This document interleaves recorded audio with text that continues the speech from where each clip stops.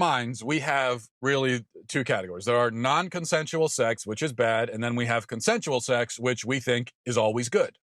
That's what the culture says. A lot of us have, most of us, it seems like that's the idea that we have. It's like, as long as they're consenting adults who choose to do this thing, then it must be okay.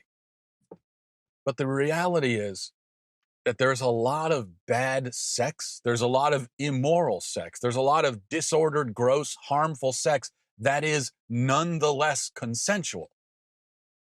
All of the cases that I mentioned, they're all immoral, bad, gross, harmful.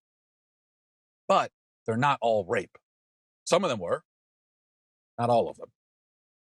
And until we acknowledge that there are other ways to have immoral sexual relations with a person, until we reclaim sexual morality and sexual boundaries, we will be stuck trying to condemn all bad sex on the grounds of consent, which expands the idea of consent so broadly as to render it meaningless, so that when we really need it, when there is actual non-consensual sex happening, we don't have any meaningful way to describe it, because the word consent has become is increasingly means nothing, because we've expanded it so much, and we've turned it into this complicated equation where nobody really knows when consent is happening. And even if a person does something willingly and is like, yes, let's do this, but even that might not be consent, because we've turned consent into this super confusing